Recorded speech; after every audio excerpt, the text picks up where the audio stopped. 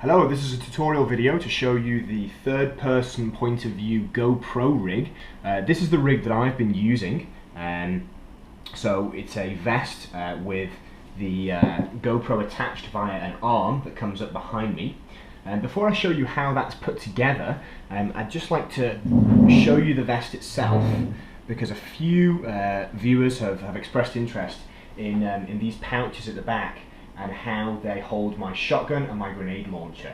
What it is, I've bought two hydration packs, and what I've done with this one is to cut the bottom off and actually swap it onto the bottom of this one. So this one becomes about a quarter, about 25% longer, and this one's 25% shorter, so that this one can accommodate the full size of my Tokyo Marui M3 shotgun, and this one can take my Classic Army grenade launcher. So I'll just show you those now. So the shotgun fits quite nicely just down the back of here,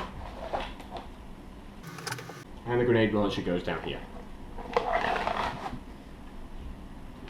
So just make sure you can see that, and I can pull those out quite quickly and put them back in, and they're not too heavy because they sit on my back quite comfortably.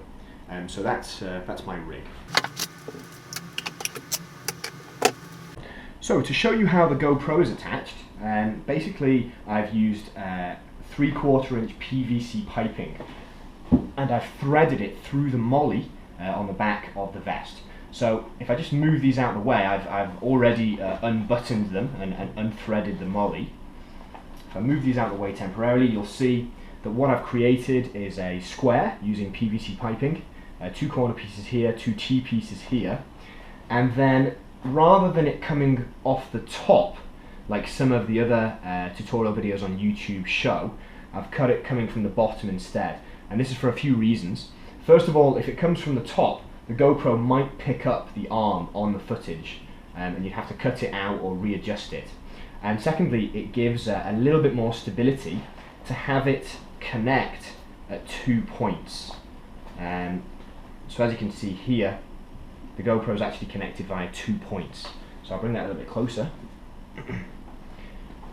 From a side angle, you can see, okay, that the corner piece comes out at an angle from the back, and then this joins and attaches here. So it keeps it really nice and steady, and that's my design. So that's the design that I've used so far, and the only limitation to it being that it is only attached to my vest, and I don't always play with the vest, sometimes just in a shirt.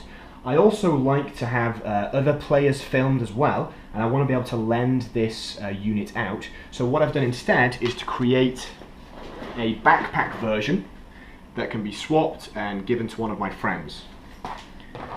Okay, and that's this. Okay, so this is the Mark II. For the Mark II, what I have is the same unit, okay, the same structure here, because it seems to work quite nicely, and that comes out the side. But I've also added the capability to also have it come out the other side in case I want to switch to a left-handed view. I also have 2 points at the top to either change the camera to a view closer to my shoulders, or to add an extra camera and have 2 views. And that's all within a nice backpack that can be taken off and put on quite quickly. So I'll show you how this is built, and I'll take that apart and take it out of the backpack shortly. But I'll begin by showing you what you need to build. Okay, so to build this rig, the first thing you'll need is some PVC piping, okay? And that is 3/4 inch thin PVC piping. You can get the thick type 2, that's up to you. This is a little bit more flexible, so the thick type might be better actually. You will also need a few of these corner pieces. For the new design, I think I only need 2 or 3 of those. But you do need plenty of these T-pieces. I think I count actually 7 used in this build, so get 7 or 8 of those. You might also want a end piece so that you can screw your GoPro at the end. What can really come in handy is one of these PVC pipe cutting tools, a lot quicker and less messy than a hacksaw blade. Some insulation tape will be very handy in case you want to make the fittings tighter without gluing them. And you might also want a glue gun as well. And a lager can't hurt either. Okay, so what I'll do is to disassemble this rig and show you how it's put together. Okay, so this is how my slightly new and improved rig looks. As you can see, first of all, it's much taller, and this is to give it more purchase against my back. On the vest, of course, it's attached via molly to my back, and it's going to stay quite secure, but I was worried that on a backpack it might flop around a little bit, and I want it to have as much contact with my back as possible, so that even if I flex, it should stay quite tight. So as you can see as well, I've removed the corner pieces and added these T-pieces instead. This allows me, first of all, to be able to swap the arm structure from one side to the other. For now, I'll just borrow the arm from my old rig. Okay, that would face that way, of course. Okay, and I can swap it from this side, okay, to the other side. So I'm not going to glue it actually. I'll glue, you know, some of these main pieces here, but I won't glue these pieces in place because I'm going to need to switch it over. I'll do that now to show you.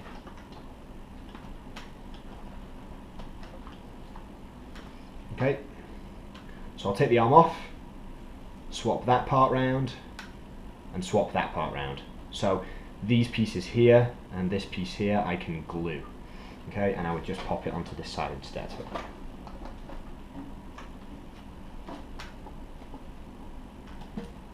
Okay, simple as that. What I can now do as well is also put the camera up here, and that'll give a view directly over my shoulder and down the end of my gun. So let's put it in the backpack and see how it goes. I carefully chose this administration pouch at the back where you might put pieces of paper because it sits most closely to your body.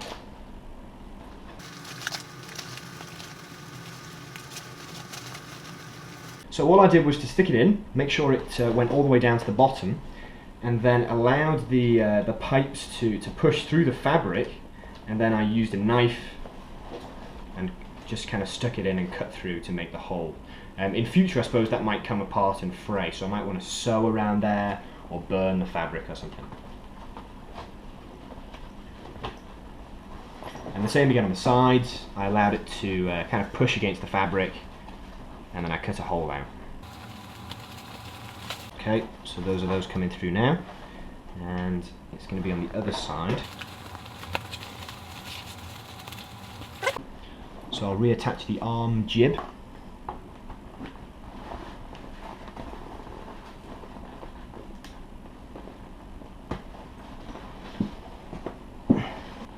Okay, so there it is inside the backpack. Now the backpack, of course, is quite big, and it's going to hang off even if I do zip it up. And that's going to protrude and make me more of a target when I play. So what I've actually done is to fold it in upon itself and buckle it all up. And that at least makes it a little bit thinner. And I can now lend that out to someone. So this is the end piece that the camera actually fits onto. What I've done is to take a PVC pipe, pop an end on it. I think I glued that on and put some insulation tape on there as well, and then used the 1/4 inch screw and a washer so that the screw's not too big, because it needs to be only 20 turns to go into a camera, and put that together. I did have to buy the 90 Hong Kong dollar GoPro screw mount piece to go onto the GoPro, but then I realized I didn't have another one and I wanted two. So what I noticed is that the arm pieces that come with your GoPro fit really nicely and tightly into a 1/4 inch piece of PVC. So if you were to drill a small hole through there and put a screw through perhaps, that would keep it nice and tight. So that's exactly what I've done for my other GoPro housing. So I've just put the arm in through there, drilled a hole, put a zip tie through, and that's not going to go anywhere now.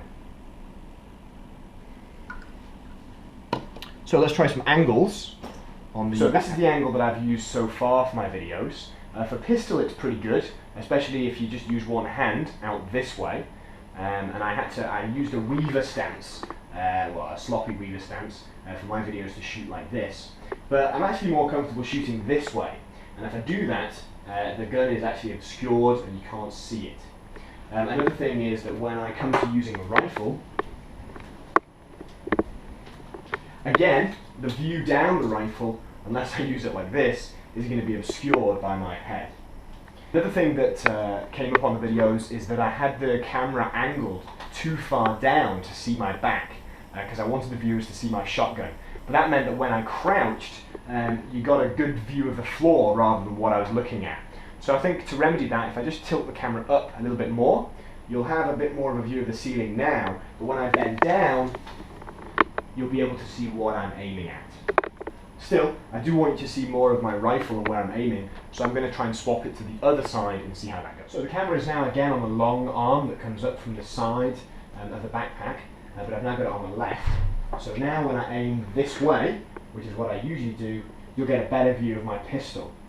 But are you seeing what I'm seeing though? If I pointed the door handle down there of the bathroom, you should be able to see that I'm pointing toward that.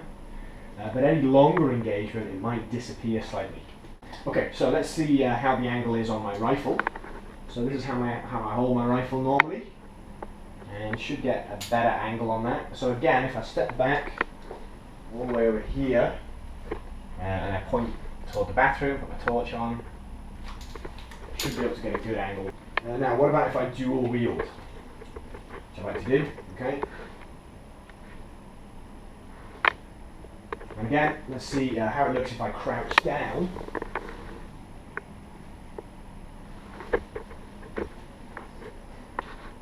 Not too bad. So, let's now try putting it on this shoulder piece here. Okay, so you should now have a very, very good view of my left ear. But is it any better for the guns? So again, I do tend to pull over to the left when I'm firing rather than look on straight. So on the pistol, it looks good. And crouching down.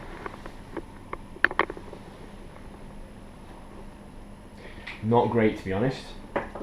So for crouching, this isn't the best angle. Let's try the rifle.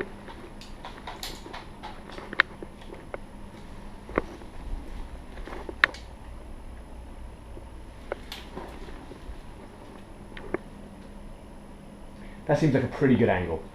Just not very comfortable with how close you are to my face. Let's try the final fourth angle and see how well that works. And then you can tell me which angle is best. Okay, so I can tell straight away that this angle is going to be great for when I go down a corridor like this, perhaps. I'll go with my right arm out to the side, but over to the left, it's going to be completely pointless. You're not going to be able to see anything. So really this angle, probably not very good. Okay, in case you're interested, I have also used this rig in the past to have a rifle cam, a camera that's actually attached to the gun. So to do this, I use this is the bicycle helmet strap, and what I do is to thread it around the stock of the rifle along the side. So I'll show you how that works. For some guns, or for some players, excuse me, I keep the camera on the side like that, and then I turn the picture when I'm editing. But for my one on the Chris last week, and for my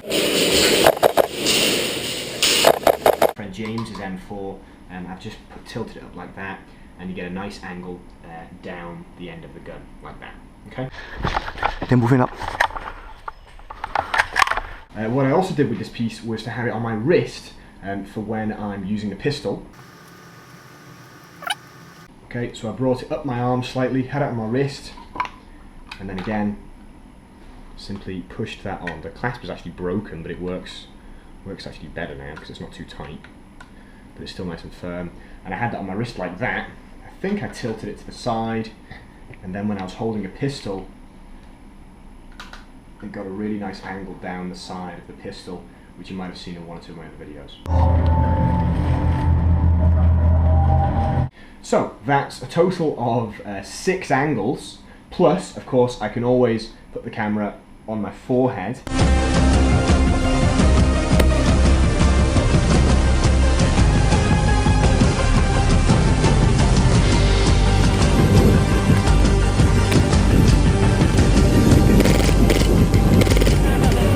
And then once again I can also use the tripod, which I've got the camera on right now, and have stationary view.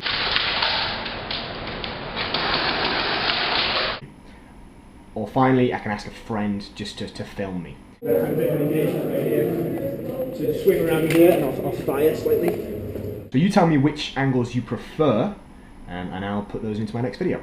Okay, thanks very much.